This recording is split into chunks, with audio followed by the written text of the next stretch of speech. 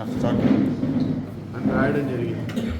ఈ పచ్చకామర్ల పేపర్కి ఎవరి మీద పడితే ఏదంటే అది రాయడము, అర్థం లేకుండా రాయడము, దానికి ఒక ఎటువంటి ఆధారాలు ఏమీ లేకుండా రాయడం అనేది ఒక ఫ్యాషన్ అయిపోయింది.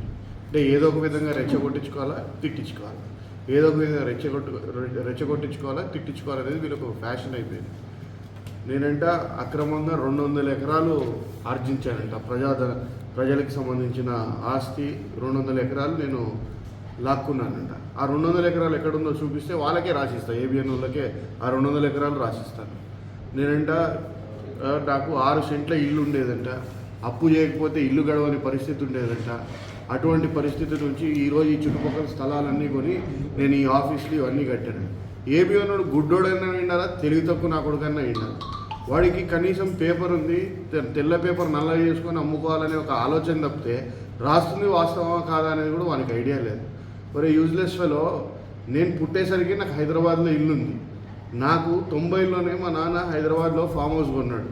మేడ్చల్లో నాకు 16 ఎకరాల ఫామ్ హౌస్ ఉండింది.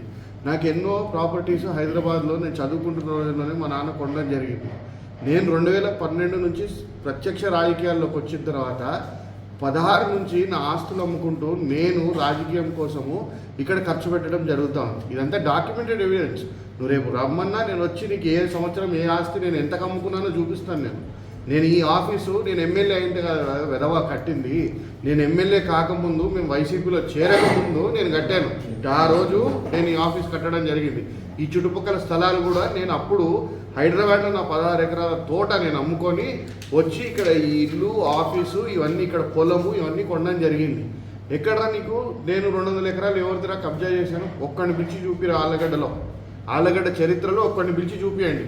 గంగులోలు కబ్జా చేశారు పలానా స్థలం అని చెప్పి నువ్వు నిరూపిస్తే దేనికైనా సిద్ధం. రాజకీయాల్లో ఒక నైతికతతో ఉండాలని చెప్పి నేను వచ్చాను. నేను రాజకీయాల్లోకి వచ్చిన రోజే మా నాన్న చెప్పాడు, నైతికతతో మనం రాజకీయాలు చేయాలా. మన గ్రూపు ఇదంతా కూడా మీ గ్రాండ్ ఫాదర్ దగ్గర నుంచి ఈరోజు మీ పెద్దనాన్న నేను అందరం కాపాడుకుంటూ వచ్చాం. అలా ఒకరి దగ్గర చేయి జాచాల్సిన పరిస్థితి వస్తే నేను రాజకీయాలను మానుకుంటాను, కానీ నా కుటుంబానికి ఆ చెడ్డ పేరు దాన్ని. అది గుర్తుపెట్టుకో. నీకు ఏం తెలుసంరా నువ్వు మాట్లాడతావు? నువ్వు పేపర్ ఉంది ఏదంటే అది రాసుకోవచ్చు అని కదా నీ ధైర్యము. నీ మీద డిఫమేషన్ వేస్తాను. నువ్వు దాంట్లో ఒక్క పాయింట్ అన్న ప్రూవ్ చేయాలి. నువ్వు నా తల్లి గురించి మాట్లాడతావురా? నేను పుట్టక ముందు మా అమ్మ ఇంటికి వచ్చింది. నేను పుట్టిన తర్వాత 23-24 సార్లు మా నాన్న ఎమ్మెల్యే కంటెస్ట్ చేశాడు. ఆ రోజు ఏ రోజు రాంది ఈరోజు ఎవడో వెధవ మాట్లాడితే దాన్ని పట్టుకొని నువ్వు కూడా మాట్లాడతావురా? నీకు అసలు తెలుసా?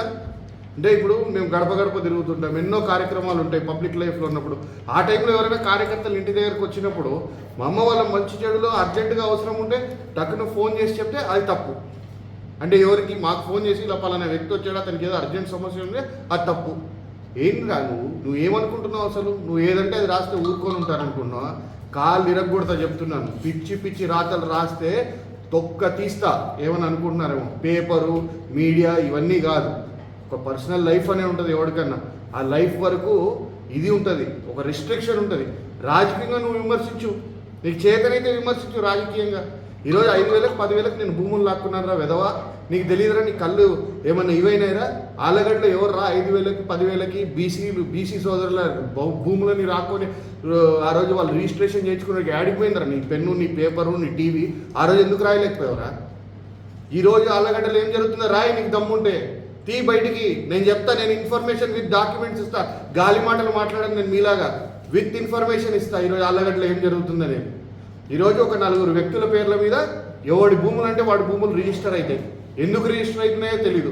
రిజిస్టర్ అయితే వాళ్ళు తిరగబడితే ఆ రిజిస్ట్రేషన్ క్యాన్సిల్ అవుతాయి, లేదు తిరగబడినటోడైతే సెటిల్మెంట్కి ప్రోత్సహిస్తారు. ఇవన్నీ చేస్తున్నారు. ఎవరు చేస్తున్నారు ఇవన్నీ మీకు తెలుదా? ఇప్పటికి 3 ఇన్సిడెంట్లు, 2 రిజిస్ట్రేషన్లు క్యాన్సిల్ అయ్యాయి. ఆ డాక్యుమెంట్లో, ఈ డాక్యుమెంట్లో, ఇంకా రేపు ఒక డాక్యుమెంట్ ఫ్రాడ్నెంట్లో పెట్టారు, అది కూడా క్యాన్సిలేషన్కి రెడీగా ఉంది. ఆ డాక్యుమెంట్లో కూడా ఈ 4 వ్యక్తులే ఉన్నారు. మరి ఆ కథనం ఎందుకు రాయలేకపోయావరా వెధవను?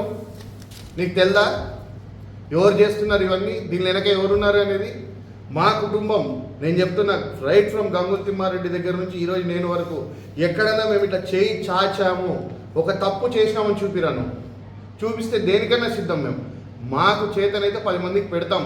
అటువంటి పరిస్థితి లేకపోతే రాజకీయాలు మానుకొని పోయి వ్యాపారాలు చేసుకుంటాంరా.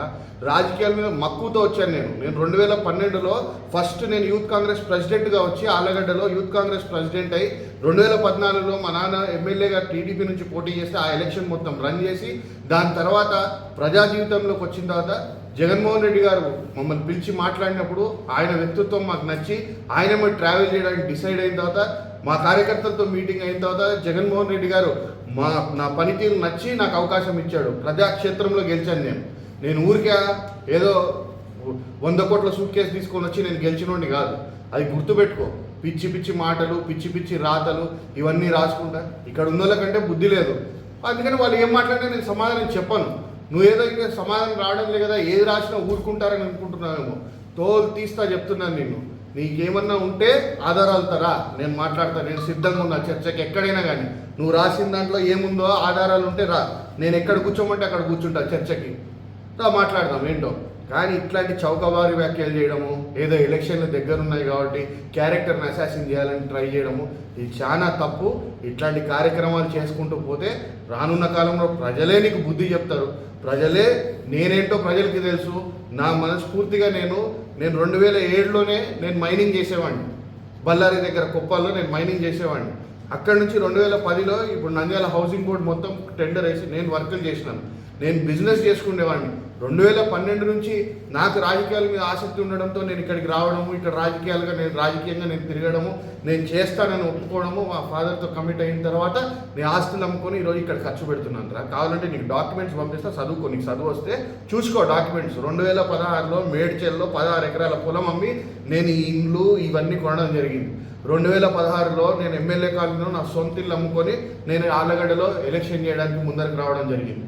ఇవన్నీ కూడా డాక్యుమెంట్లు ఉన్నాయి. నేను ఏ సంవత్సరం అమ్మినా, ఏ సంవత్సరం ఏం కొన్నా అనేది, ఎవరి దగ్గర కొన్నా అనేది. 200 ఎకరాలు అంటున్నాను. దాంట్లో ఒక్కడిని పిలుచుకొచ్చి 5,000కి నన్ను బెదిరించి రాయించుకున్నాను, లేదా 10,000కి నన్ను 10 లక్షలకు బెదిరించి రాయించుకున్నాను చూపిరా నాకు ఎక్కడన్నా. ఇట్లాంటి చౌకబారి వ్యాఖ్యలు చేస్తే మాత్రం ఊరుకుండే ప్రసక్తి ఉండదు. ఇంకోసారి ఇట్లాంటివి వచ్చినాయంటే మాత్రం చాలా తీవ్రమైన పరిస్థితులు ఉంటాయి. నేనేదో విలేకరులను పిలిచి బెదిరిస్తాను, లేకపోతే నాకు అనుకూలంగా రాయకపోతే ఇది అది అని రాస్తాను. అసలు దానికి దీనికి సంబంధం. నేను ఎవరినన్నా ఒక్కరోజన్నా ఇక్కడ ఇంతమంది విలేకరులు ఉన్నారు, ఒకళ్ళన్నా ఒక మాట అన్నీ ఎరుగుతున్నా? ఏ రోజన్నా అన్నానా? అంటే విలేకరు ట్యాగ్ వేసుకొని కొద్దిమంది తప్పుడు పనులు చేస్తుంటే వాళ్ళని పిలిచి దండేయడం కూడా తప్పే. వాడు ఆడవాళ్ళని వేధిస్తున్నా పిలిచేయమనకూడదు. ఎందుకంటే వాడు మీ పేపర్కో మీ పార్టీకో మీకు మద్దతు పలుకుతుంటాడు కాబట్టి వాడిని ఏమనకూడదు. వాడు ఆడవాళ్ళని వేధించవచ్చు, విలేకరులు ముసుగులో ఏమైనా చేయొచ్చు. అట్లాంటి కార్యక్రమాలు చేసినా మేమేమనకూడదు. Useless fellow. నీకు ఫస్ట్ ఒకటే చెప్తున్నా, ముందు ఒక పత్రిక నడుపుతున్నావు అంటే ప్రజలకి నిజం రాజకీయ జీవితం గురించి చెప్పే విధానం నేర్చుకో. అంతేగాని ఇట్లాంటి చౌకబారి వ్యాఖ్యలు చేసుకుంటూ పోయినావంటే రేపు పొద్దున 2024లో మళ్ళా తిరిగి వచ్చేది వైసీపీ గవర్నమెంటే. దాని తర్వాత నీ కథ ఏమైతుందో చూసుకో బిడ్డ.